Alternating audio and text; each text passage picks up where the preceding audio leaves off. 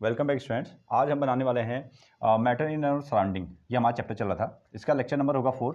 ये class 9th का chapter है और देखते हैं कुछ क्वेश्चंस को इसमें लेते हैं। इन टेक्स्ट फॉर्मेट में आपको क्वेश्चन देखेंगे बुक में ना, आपको यहाँ मिलने वाले हैं in text question this one.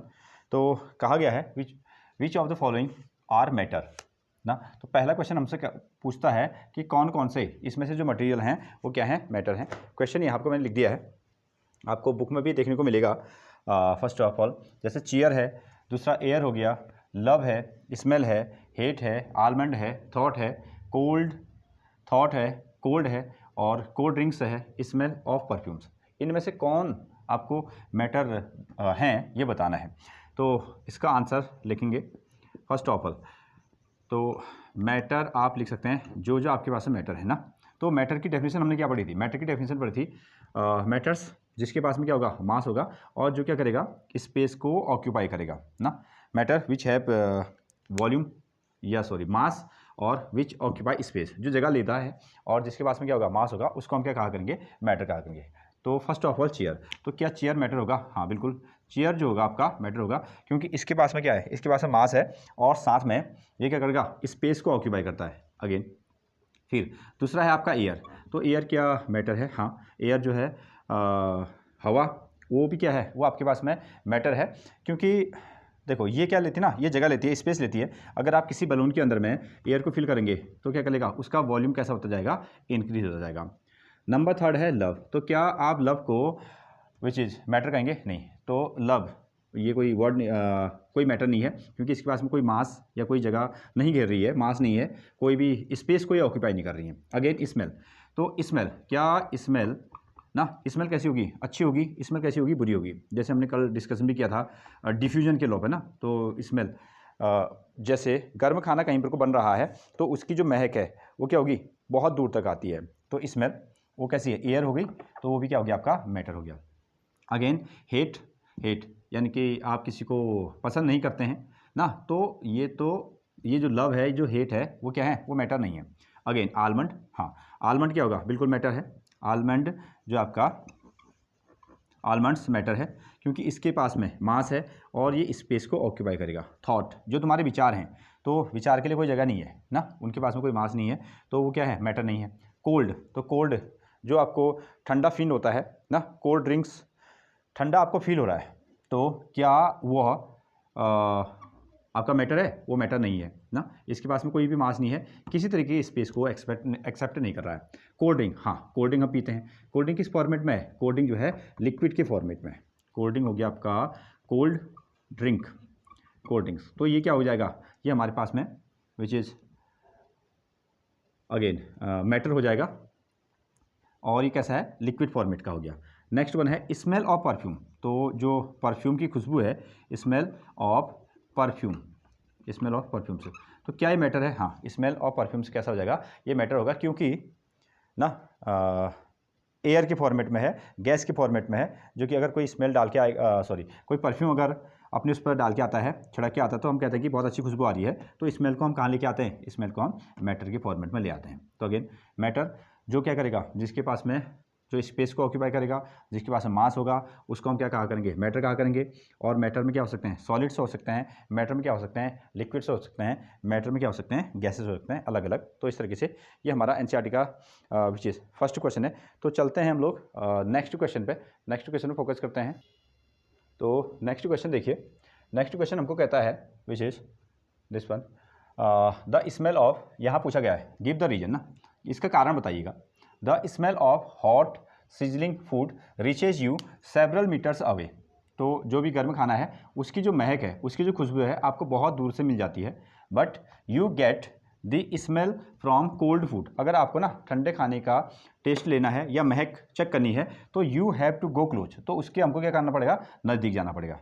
तो अगेन मैटर के तीन पार्ट्स हैं, एक हो गया आपका सॉलिड, एक हो गया आपका लिक्विड और दूसरा कैसा हो गया, थर्ड वन इज गैस। तो उसी फॉर्मेट में, तो ये जो स्टोरी है वो किसकी है, ये स्टोरी होगी आपकी गैस के फॉर्मेट में। और अब यहाँ हम स्टोरी किस तरीके से लगाएंगे, तो जब भी कोई क्वेश्चन आएगा तो आपको या तो उसको देखना है कि सॉलिड है या लिक्विड है या क्या है, आपके पास में गैस है। तो जैसे ही वो कहेगा तो आपको सॉलिड, लिक्विड और गैसेस की जो प्रॉपर्टी हैं उन्हीं चीज़ों को फोकस करना है और आंसर को उसी फॉर्मेट में लेकर रखना है। ये गैस है और गैस के पार्टिकल क्या होते हैं, बहुत दूर दूर होते हैं। जब टेम्परेचर बहुत ज़्यादा होता है, जब टेम्परेचर बहुत ज़्यादा होता है तो उसके पार्टिकल के अंदर में जो मूवमेंट है, जो काइनेटिक एनर्जी है, वो कैसी होती है, बहुत तेज़ होती है, बहुत तेज़। तो इसलिए गर्म खाने की महक हमको दूर तक आती है। लेकिन जब खाना ठंडा हो गया तो उसका टेम्परेचर कैसा हो गया, डाउन हो गया। अगर उसका टेम्परेचर डाउन हो गया तो उसके मॉलिक्यूल ना उतने तेज़ी से नहीं भागेंगे। और यहाँ कौन सा नियम लग रहा है, लॉ ऑफ डिफ्यूजन, जिस पर हमने लास्ट वीडियो पर डिस्कशन किया था, यहाँ लग रहा है लॉ ऑफ डिफ्यूजन। तो पहला आंसर तो हम इसमें लिख सकते हैं, आंसर इसको लिखेंगे, it is because due to, जैसे हम क्या करेंगे टेम्परेचर को, it is because at a high temperature ना, it is because at a high temperature, high temperature जब क्या होगा, टेम्परेचर बहुत ज़्यादा होगा, the rate of diffusion, the rate of diffusion, rate of diffusion जो होगा वो बहुत ज़्यादा होगा, the rate of diffusion is very high, is very high. जब टेम्परेचर ज़्यादा है तो रेट ऑफ डिफ्यूजन कैसा है, बहुत ज़्यादा है, इसलिए ऐसा हो रहा है। But in case of low temperature, ठीक है, okay, it is because at a high temperature the rate of diffusion is very high, rate of diffusion is very high. तो so rate of diffusion is very high, हाँ okay ठीक है, यहाँ से इसको हम आगे बना सकते हैं, but in case of low temperature, in case of low temperature the rate of the rate of diffusion, the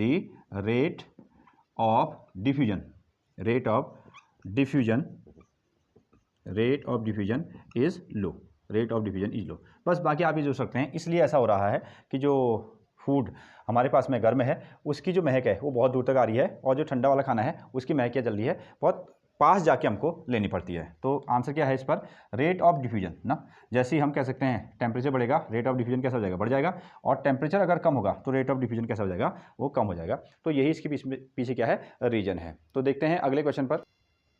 next है क्वेश्चन नंबर 3, ये कह रहा है कि a diver is able to cut through water in swimming pool. एक जो driver है, गोताखोर जिसको आप कह सकते हैं, वो क्या कर रहा है, स्विमिंग पूल में आसानी से तैर पा रहा है। तो ऐसा क्यों हो रहा है, ये हमसे सवाल पूछा गया है।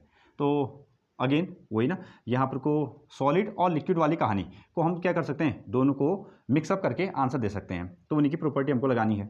A driver is able to cut through a water in swimming pool, तो एक्सप्लेन ना।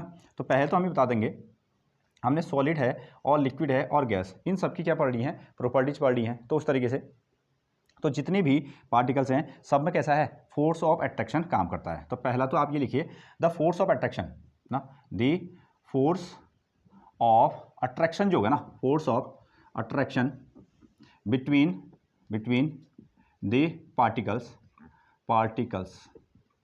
The force of attraction between the particles, the force of attraction between the particles exist, ऐसा हम कह सकते हैं ना, exist, the force of attraction between the particles exist। हाँ, तो सारे जितने भी पार्टिकल्स हैं उनके बीच में क्या लगता है, फोर्स ऑफ अट्रैक्शन लगता है। But in case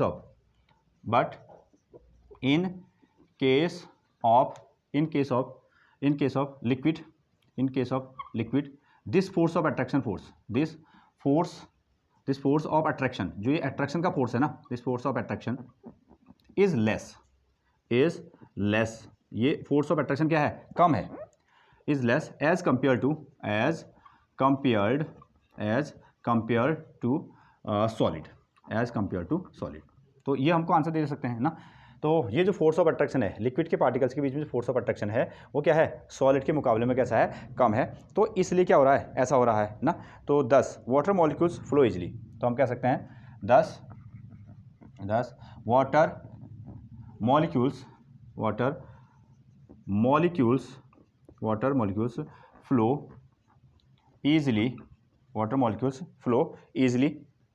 easily giving way to a diver ना, easily giving way to driver ना। तो यही है giving way to diver this one. तो ये हमको आंसर इसमें लगाना है।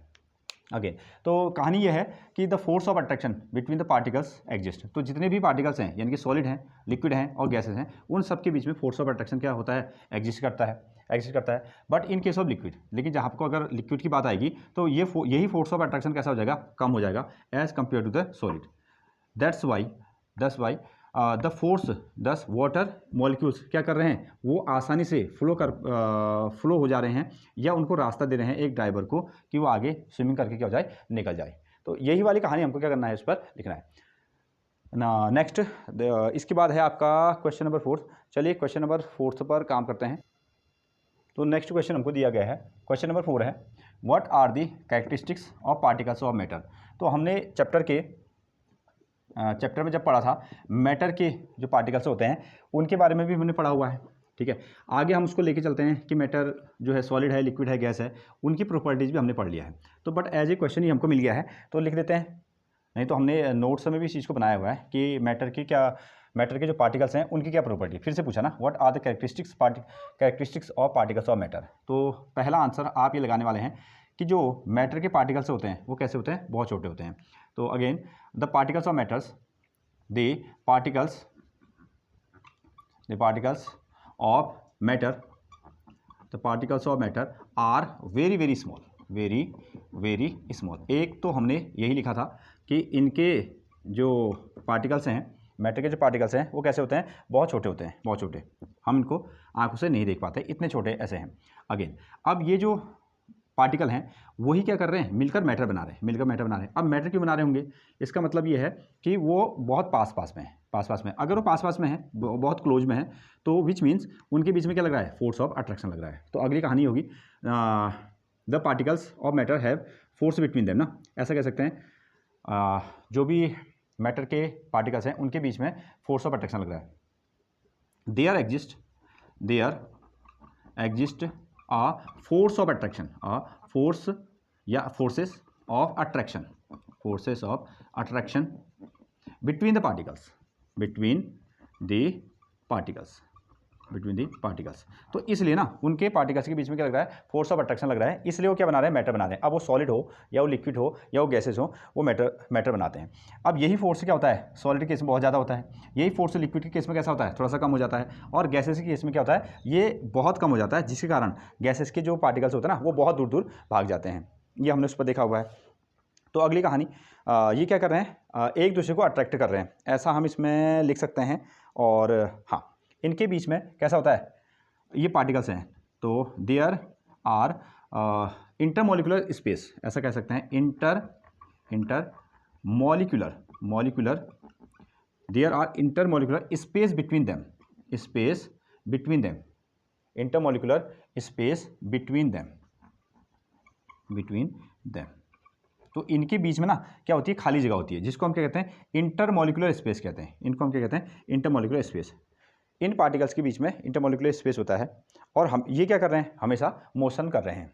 एक तो क्या है कि अगेन जो पार्टिकल्स ऑफ मैटर हैं वो बहुत छोटे हैं, और इनके बीच में क्या लग रहा है, फोर्स ऑफ अट्रैक्शन लग रहा है, और इनके बीच में क्या है, इंटरमोलिकुलर स्पेस है। तो इसको मैं यहाँ से हटाता हूँ। अगेन नेक्स्ट प्रॉपर्टी हम इसमें लिख सकते हैं कि ये जो पार्टिकल्स होते हैं ना, द पार्टिकल्स ऑफ मैटर, अगली प्रॉपर्टी आप लिख सकते हैं, the particles of matter are constantly